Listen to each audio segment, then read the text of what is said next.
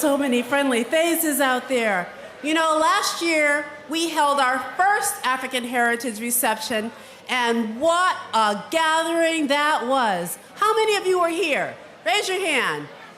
Okay, a fair amount. To all of you who were here last year, and to all of you who are first-timers, I say, welcome to Gracie Mansion. This is the people's house. This is your house, and you are always welcome here. Bill and I are so excited to bring this celebration back here again, and I am glad that we have this very large tent, because almost every single one of the 50 nations of the African continent are represented here and throughout the 5 boroughs. And I don't think I've ever seen a more beautiful sight than so many of you in your finery. Is there anyone from Ghana here? How about Ethiopia? Democratic Republic of the Congo? South Africa? Okay, now I'm gonna count to 3, and after 3, I want you all to shout out the name of your homeland. 1, 2, 3.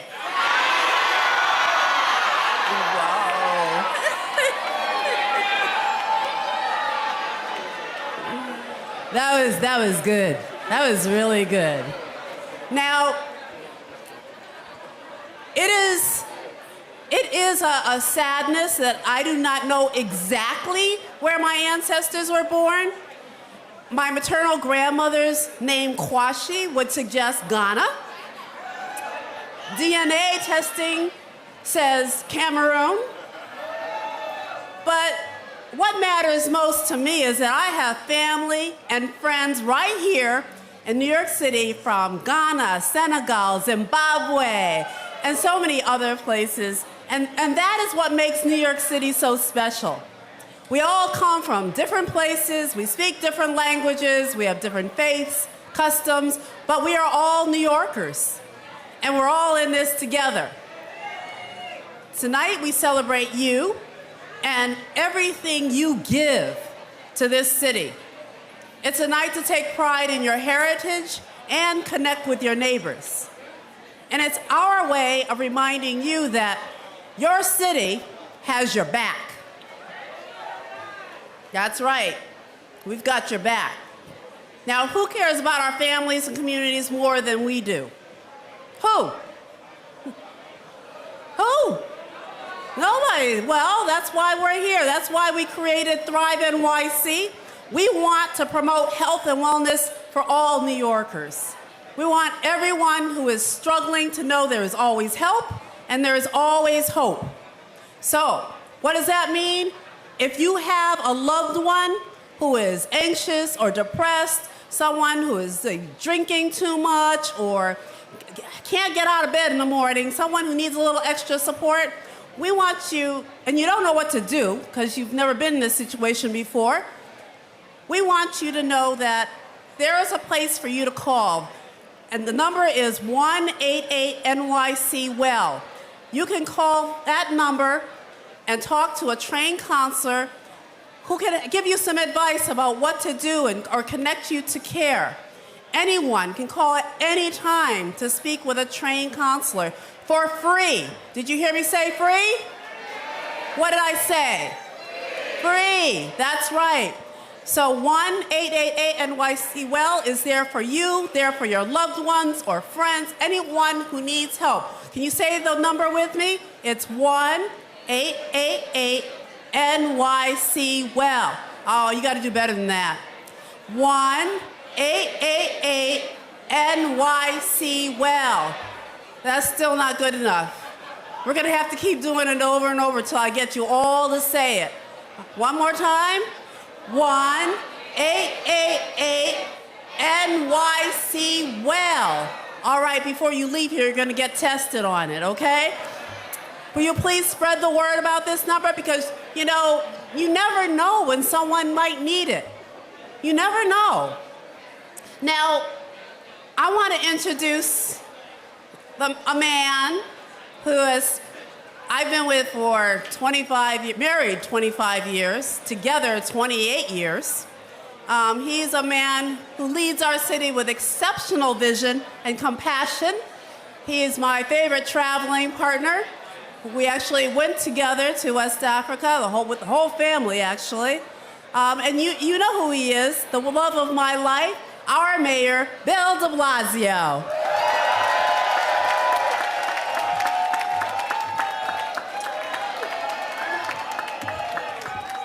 Welcome, everybody. Welcome to the People's House. It's your house, and we are so happy to have you here. And aren't we proud of the extraordinary work that our First Lady is doing? Let's thank her.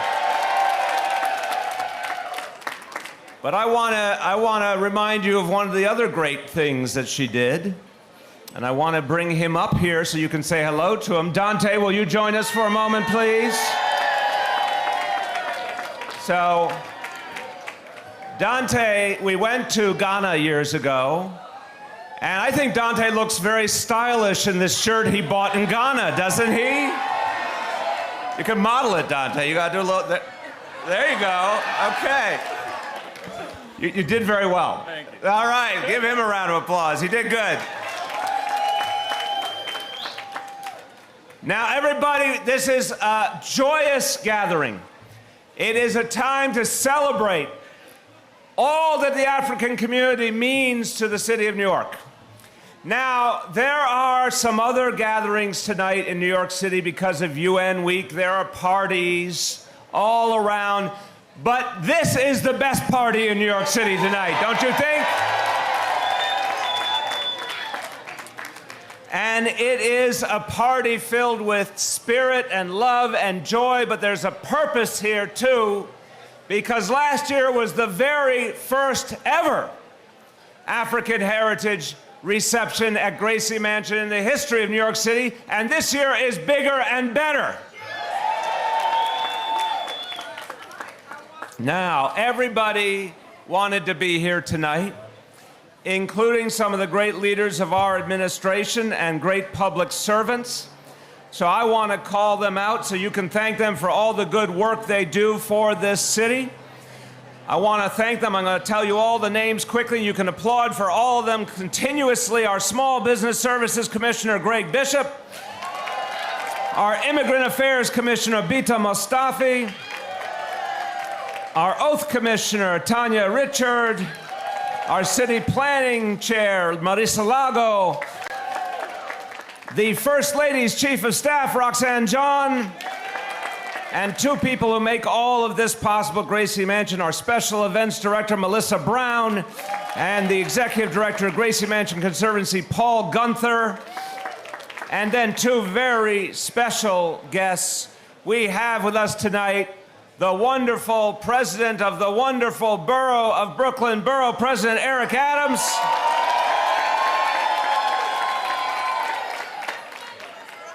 And someone who I always remember to honor and appreciate and thank for all he did for this city, all the leadership he provided, all the people he mentored, and for Shalane and I, he brought us together. Our family wouldn't exist without him, and we always appreciate him, Mayor David Dinkins.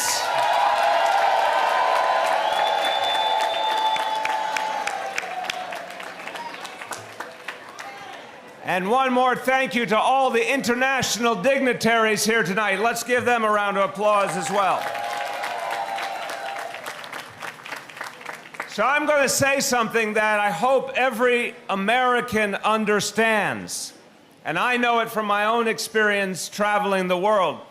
If you want to understand America, if you want to truly understand the greatness of America, one of the things you need to do is visit Africa. Because when you go to Africa, you learn so much about how this country grew and the traditions and the spirit that was brought here, and people were brought here against their own will in so many cases. We should never sugarcoat that history. And today's generation, thank God, is making a choice to come here. But the contributions of African people over centuries, and particularly the contributions we see today, a whole new generation bringing so much to New York City, so much to America, all I can say is thank you. Thank you, everyone. Now, when we went to Ghana in particular, we had an amazing experience seeing part of the heritage that made up our family, seeing a history that we need to come to grips with, but also seeing so much that reminds us of the contributions to this country. And in New York City, we have learned to do something that I hope all of America will do more and more, which is to remember to say thank you, because when I think of the African communities of this city, I think of entrepreneurs who have created great businesses.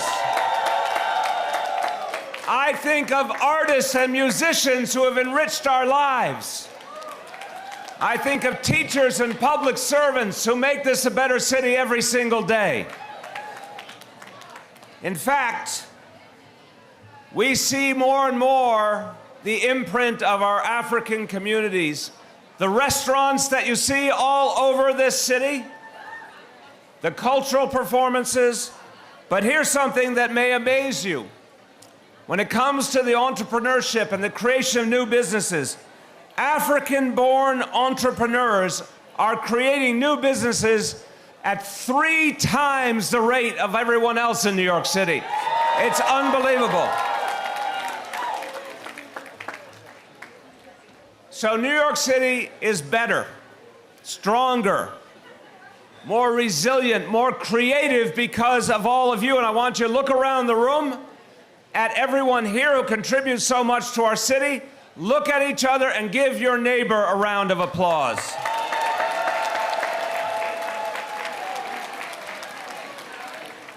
Now, here's something very important and very serious. Wouldn't it be a shame if, because of the political agenda in Washington, if the African community were ignored in the U.S. Census? Wouldn't that be wrong? We can't afford to let that happen, can we? We have, and I hate to say it, but here is a set of decisions made in Washington to actually make it harder to count all of the American people, to make it harder to count people who happen to be immigrants, to ignore, to discount, to degrade the importance of people who make up our communities. We will not let them ignore the African community. And we will not let them denigrate immigrants who come here and give so much to us. So now, I need everyone here tonight, everyone, to join me in promising that you will help make the census a success in 2020. We need everyone counted. So I need you now to join me. Raise your right hand. I'm going to ask you to take a very simple oath. And the oath is this. You're going to repeat after me. I'm going to say it first. I will make sure my community is counted. Ready? I will make sure my community is counted. You are now all deputies, and we thank you. Now, this is a historic event gathering people from dozens and dozens of African nations who are now New Yorkers, who are now part of this greatest city in the world. And we are going to make sure this event goes on for years and years to come, right? This is going to be a permanent part of New York City. We get to honor one person tonight. So we wanted to make sure it was someone very, very special. I'm going to tell you about her before I bring her up here. She was born in Somalia, raised in Egypt and Kenya, and now is a proud New Yorker. She is an advocate for women of color. She is a fashion designer. She is a model. She is a humanitarian and an activist with Keep a Child Alive and Save the Children.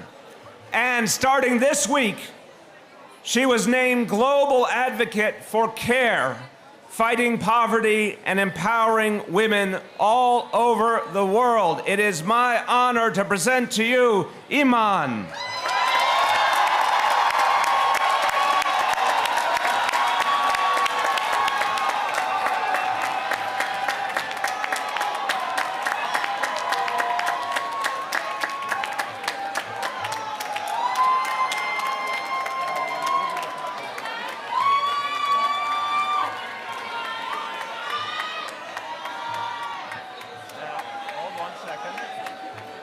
Now, we're giving her a proclamation. I want you to know it explains the amazing things she's done in her careers, but here's in her careers, many careers.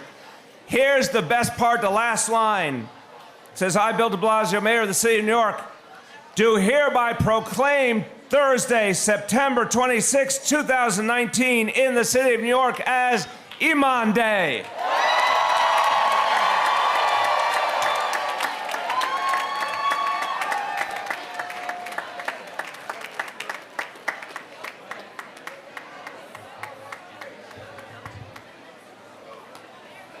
Let us welcome Iman.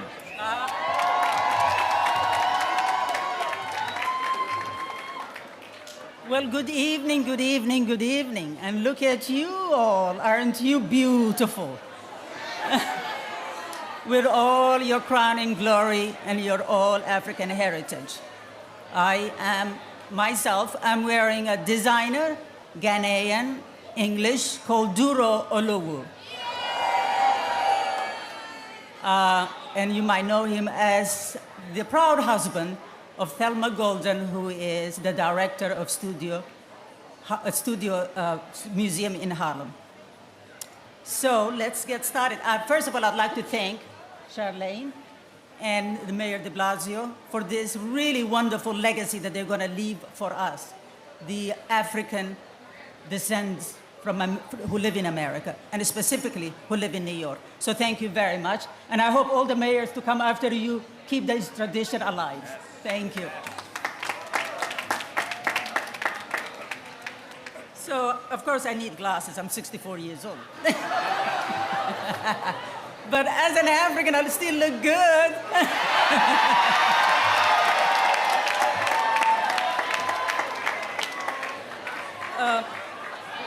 Well, speaking as a person who arrived in New York City as a Somali immigrant, I hope you can somehow now feel how humbled I am to be the recipient of this incredible honor. Believe me, the chance to represent and stand up for New York City's African community is more than an honor on its own. But to furthermore have a municipal proclamation declaring September 26th as New York City's official Iman Day, well, if Iman Day can have any meaning at all, then I hope it's perceived as simply by the word of African heritage. This evening, I'm reminded of the 20-year-old of me who, in 1975, immigrated not to America, but to New York. We all know that there is a fundamental difference. Thank you, Mayor.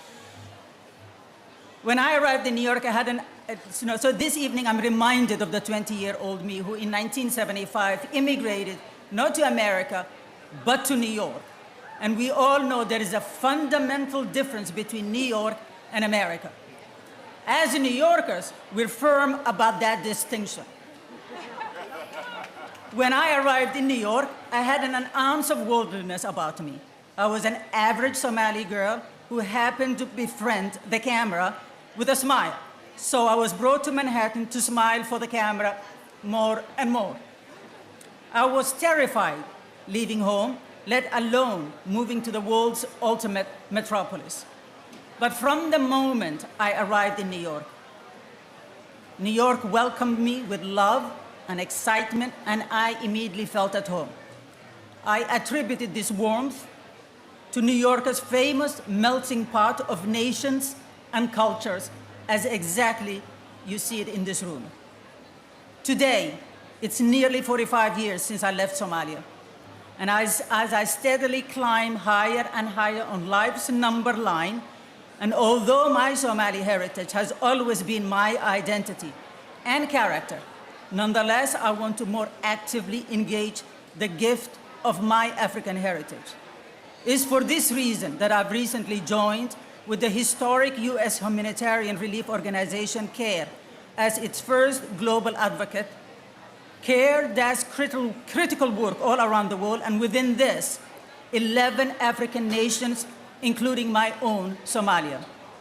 However, what sets CARE apart from other relief organizations is how it joins communities in partnership and solidarity. CARE both learns and helps. As CARE's global advocate and as a proud Somali American, I richly look forward to showing you the world, and not what we can do for Africa, but what Africa can do for us.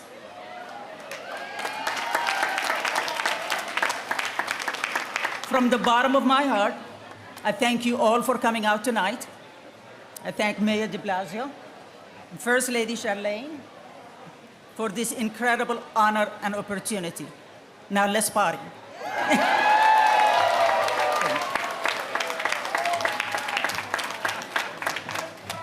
That is the right way to end all remarks.